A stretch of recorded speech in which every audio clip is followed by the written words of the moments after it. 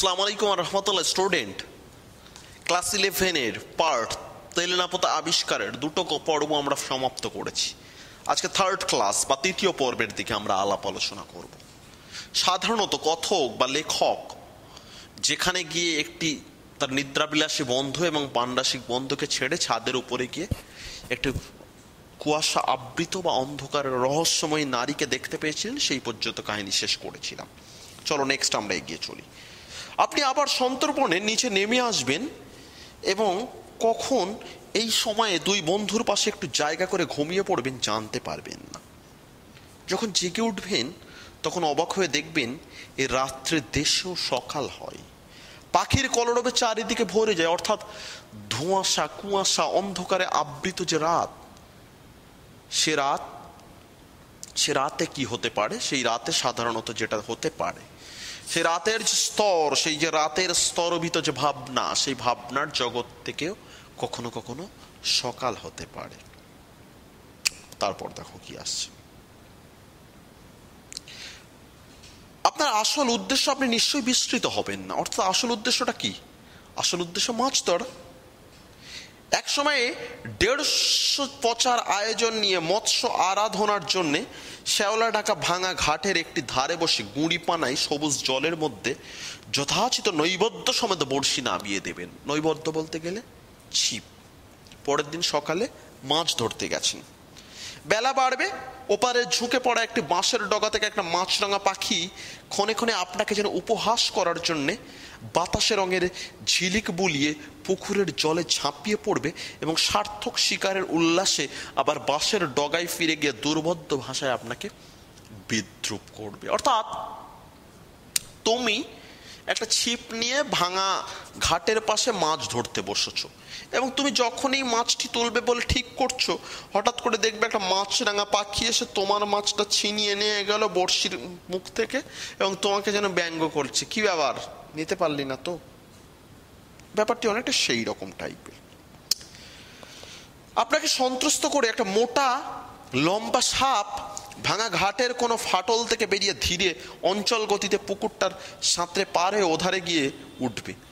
একেবারে এদিকে মাছরাঙা পাখি, ওদিকে ফাটল দিয়ে সাপ বার হচ্ছে। দুটো ফড়িং পাল্লা দিয়ে পাতলা কাঁচের মতো পাখা নেড়ে আপনার ফাতনাটার উপর বসার চেষ্টা করবে এবং ও থেকে উদাস ঘুঘুর ডাকে আপনি আনমনা হয়ে যাবেন। ইমাজিনেশন, চিত্রকল্প তৈরি করছে একটা। এদিকে মাছ ধরছে, ওদিকে মাছরাঙা এসে নিয়ে যাচ্ছে, ওদিকে ফাটল থেকে সাপ বার হচ্ছে, ওদিক থেকে ঝিঁঝি পোকা আসছে, ওদিক দিয়ে ফড়িং পাল্লা দিচ্ছে, এদিকে ঘুঘুর ডাক, উদাসী আনমনা। তারপর হঠাৎ জলের শব্দে আপনার চমক ভাঙবে। নিথর জলে ঢেউ উঠেছে, আপনার ছিপের ফাতনা মৃদুমন্দভাবে তাতে দুলছে। ঘাড় ফিরিয়ে দেখবেন একটি মেয়ে পিতলের ঝকঝকে কলসিতে পুকুরের পানা ঢেউ দিয়ে সরিয়ে জল ভরছে। মেয়েটির চোখে কৌতূহল আছে, কিন্তু গতিবিধিতে সলজ্জ আড়ষ্টতা নেই। সোজাসুজি সে আপনার দিকে তাকাবে, আপনার ফাতনা লক্ষ্য করবে, তারপর আবার মুখ ফিরিয়ে কলসিটা কোমরে তুলে নেবে। মেয়েটি কোন বয়সে আপনি বুঝতে পারবেন না। তার মুখের শান্ত করুণ গাম্ভীর্য দেখে মনে হবে জীবনের সুদীর্ঘ নির্মম পথ সে পার হয়ে এসেছে। তার ক্ষীণ দীর্ঘ অপুষ্ট শরীর দেখলে মনে হবে কৈশোর অতিক্রম করে যৌবনে উত্তীর্ণ হওয়া তার যেন স্থগিত হয়ে গেছে। জীবন আজ রুদ্ধ সঙ্গীতের মতো করে বেড়ে চলা এক যুবতী মেয়ের যৌবনকেও স্তব্ধ করে দিয়েছে। কলসি নিয়ে চলে যেতে যেতে ফিরে তাকিয়ে মেয়েটি হঠাৎ বলল, বসে আছেন কেন, টান দিন। সে কণ্ঠ এমন শান্ত মধুর ও গম্ভীর যে এভাবে আপনা থেকে অপরিচিতর সঙ্গে কথা বলা আপনার মোটেই অস্বাভাবিক ঠেকবে না। শুধু আকস্মিক চমকের দরুন বিহ্বল হয়ে ছিপের টান দিতে আপনি ভুলে যাবেন। তারপর ডুবে যাওয়া ফাতনা আবার ভেসে উঠবার পর ছিপ তুলে দেখবেন বড়শিতে টোপ আর নেই। একটু অপ্রস্তুত হয়ে মেয়েটি আপনাকে এবার তাকাতেই হবে।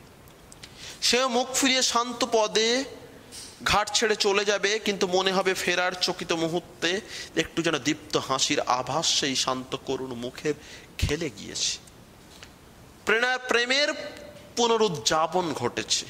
ফির এক দফা মোহাব্বত হুই হে। ব্যাপারটা অনেকটা এরকম টাইপের, প্রেমের একটা নির্ঝর রূপ, একটু মুচকে হাসা, একটু চোখের মধ্যে দিয়ে প্রেমের আস্তরণের খসে পড়া। স্বর্গীয় প্রেমের আস্তরণ খসে পড়েছে যেন, চোখে চোখ নয়, প্রেমের হিল্লোল তুলেছে।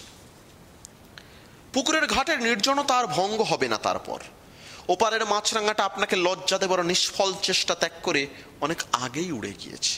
মাছরাঙা তার মাছ নিয়ে বেরিয়ে গেছে। মাছেরা আপনার শক্তি সামর্থ্য সম্বন্ধে গভীর অবজ্ঞা নিয়েই বোধ হয় আর দ্বিতীয়বার প্রতিযোগিতায় নামতে চাইবে না। মাছেরা বুঝেছে বেটা মাছ ধরতে পারবে না। খানিক আগের ঘটনাটা আপনার কাছে অবাস্তব মনে হবে। এই জনহীন ঘুমের দেশে সত্যি ওরকম মেয়ে কোথাও আছে? আপনি বিশ্বাস করতে পারবেন না যে এমন সুন্দরী এমন পরিবেশে।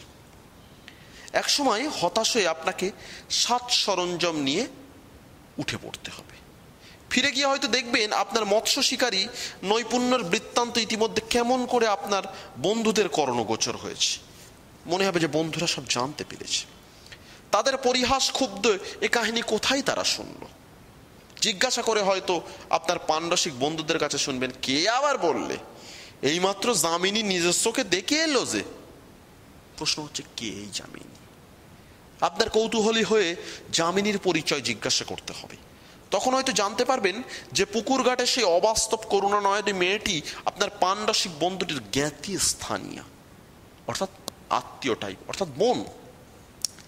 সেই সঙ্গে আরো শুনবেন যে দ্বিপ্রাহারিক আহারের ব্যবস্থাটি সেদিনের মতো তাদের ওখানেই করতে হবে। দুপুরের আহার খাওয়ার জন্য তারা নিমন্ত্রণ দিয়েছে। যে ভগ্ন স্তূপেতে গত রাত্রে ক্ষণিকের জন্য একটি ছায়া মূর্তি আপনার বিস্ময় উৎপাদন করেছিল, দিনের রূঢ় আলোয় তার শ্রীহীন জীর্ণতা আপনাকে অত্যন্ত পীড়িত করবে। রাত্রের মায়াবরণ সরে গিয়ে তার নগ্ন ধ্বংস মূর্তি এত কুৎসিত হয়ে উঠতে পারবে আপনি ভাবতে পারেননি। প্রেম, প্রকৃতি, কল্পনা, বাস্তবতা কেমন কেমন কেমন করে খেলা করছে। এইটাই যামিনীদের বাড়ি জেনে আপনি অবাক হবেন। এই বাড়িরই একটি ঘরে আপনাদের মতো আহারের ব্যবস্থা হচ্ছে। আয়োজন যৎ সামান্য, হয়তো যামিনী নিজেই পরিবেশন করছে। মেয়েটির অনাবশ্যক লজ্জা বা আড়ষ্টতা যে নেই আপনি আগেই লক্ষ্য করেছেন। শুধু কাছ থেকে তার মুখের করুণা গাম্ভীর্য আরো বেশি করে আপনার চোখে পড়বে। এই পরিত্যক্ত বিস্মৃত জনহীন লোকালয়ের সমস্ত মৌন বেদনা যেন তার মুখে ছায়া ফেলেছে। সবকিছু দেখে তার দৃষ্টি যেন গভীর এক কল্পনার অতলতায় নিমগ্ন। একদিন সে যেন এই ধ্বংসস্তূপে ধীরে ধীরে বিলীন হয়ে যাবে। আপনাদের পরিবেশন করতে করতে দু চারবার তাকে তবু চঞ্চল উদ্বিগ্ন হয়ে উঠতে আপনি দেখবেন উপরতলার কোনো ঘর থেকে ক্ষীণ একটা কণ্ঠ যেন কাকে ডাকছে। একটা অসুস্থ কণ্ঠস্বর ভেসে ভেসে আসছে। যামিনী ব্যস্ত হয়ে বাইরে চলে যাবে। প্রত্যেকবার ফিরে আসার সঙ্গে তার মুখে বেদনার ছায়া যেন আরো গভীর হয়ে উঠেছে। মনে হবে সেই সঙ্গে যেটা একটা অসহায়তা, একটা অস্থিরতা তার মধ্যে এসে পড়েছে। খাওয়া শেষ করে আপনারা তখন একটু বিশ্রাম করতে পারেন। অত্যন্ত দ্বিধা ভরে কয়েকবার ইতস্তত করে যে শেষে মরিয়া হয়ে দরজা থেকে ডাকবে, একটু এখানে শুনে যাও মনিদা। মনিদা আপনার সেই পাণ্ডসিক বন্ধু। তিনি দরজার কাছে দাঁড়াবার পর যে আলাপটুকু হবে তা এমন নিম্নস্বরে নয় যে আপনারা শুনতে পাবেন না। শুনবেন যামিনী অত্যন্ত কাতস্বরে বিপন্নভাবে বলছে, মা তো কিছুতেই শুনছেন না। তোমাদের আসার খবর পাওয়া অবধি কি যে অস্থির হয়ে উঠেছেন কি বলবো। মনি একটু বিরক্ত স্বরে বলেন, ও সেই খেয়াল এখনো? নিরঞ্জন এসেছে ভাবছেন বুঝি? হ্যাঁ, কি বলছেন? সে নিশ্চয়ই এসেছে, শুধু লজ্জায় আমার সঙ্গে দেখা করতে পারছে না। আমি জানি তাকে ডেকে দে। কেন তুই আমার কাছে লুকোচ্ছিস? কি যে আমি করব ভেবে পাচ্ছি না। অন্ধ হয়ে যাওয়ার পর থেকে আজকাল এত অধৈর্যতা বেড়েছে, কোনো কথা বোঝেন না। রেগে মাথা খুঁড়ে এমন কাণ্ড করেন তখন ওর প্রাণ বাঁচানোর দায় হয়ে ওঠে। সুন্দরী অল্প বয়স্ক যুবতী মেয়ের মায়ের কথা বলা হচ্ছে। এত বড় মুশকিল দেখছি। চোখ থাকলে না হয় দেখিয়ে দিতাম যে যারা এসেছে তাদের কেউ নিরঞ্জন নয়। উপর থেকে দুর্বল অথচ তীক্ষ্ণ ক্রুদ্ধ কণ্ঠে ডাকটা এবার আপনারাও শুনতে পাবেন।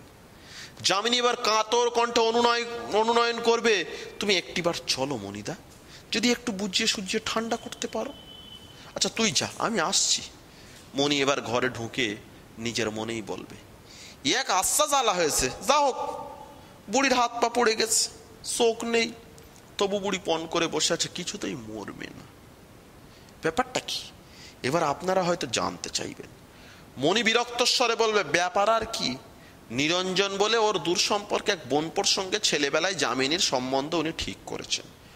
বছর 4 আগেও সে ছোকরা এসে ওকে বলে গিয়েছে বিদেশে চাকরি থেকে ফিরে ওর মেয়েকে সে বিয়ে করবে। সেই থেকেই বুড়ি এই অজগরপুরীর ভেতরে বসে সেই আশায় দিন গুনছে। আপনি নিজে থেকে একবার জিজ্ঞাসা না করে পারবেন না নিরঞ্জন কি এখনো বিদেশ থেকে ফেরেন? আরে সে বিদেশে গিয়েছিল কবে যে ফিরবে? নেহাত বুড়ি নাছর বান্দা বলে তাকে এই ধাপ্পা দিয়ে গিয়েছিল। অর্থাৎ নিরঞ্জন কখনো হয়তো যামিনীকে বিয়ে করতে চায়নি, কিন্তু একটা প্রতিশ্রুতি দিয়েছিল হয়তো বুড়িকে সান্ত্বনা দেওয়ার জন্য। অমন ঘুঁটি কুড়িনির মেয়েকে উদ্ধার করতে তার দায় পড়েছে।